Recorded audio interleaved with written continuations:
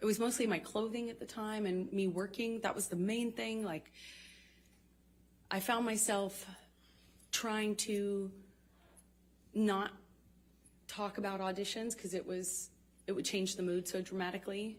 I tried to, you know, he would make these comments about, you know, whoring myself out, but do so in the context of me acting, you know, and he would talk about other actresses who do my role in this way where they were worthless whores, that they were, you know, fame hungry, you know, expletive, you know, just this.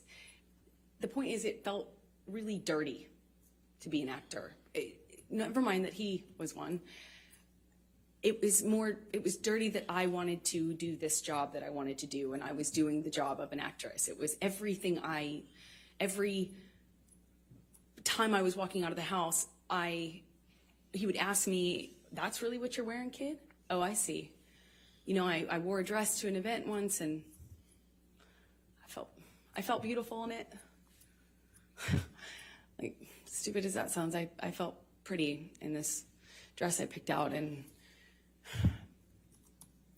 I showed it him because you know, it's a carpet, it's red carpet, so it's like, you know, publicized, and I kind of thought it was weird he wasn't saying anything about it. You know, I left him to go do this red carpet, and I was like, "Did you see the you know, the event I went to?" You know, basically, I felt pretty, and I thought, like, "Did you see that?" You know, I wanted him to say something about that, I guess. And he said, well, this is after he stopped talking to me for some time, didn't tell me why. When he came back in my life, he wouldn't explain why he was acting different. He just kind of acted mad at me, didn't know what I had done wrong. And when I brought up the dress and the event, because it was an event to support a charity I was really involved with at the time, and I said, you know, "Did you see that thing?" And he said, yeah, I think the whole world saw that, kid. That's how they'll remember you. That's how the world will remember you. And I was like, oh, come on. I mean, it's like, but it, you know, I felt good in it. I felt good. And he said, yeah, kid, that's what you're putting out there in the world. No one will ever forget that. And that's all they'll see you as. That's what you wanted. That's what you were going for. You know, my dress was low cut. I get it. It's low cut.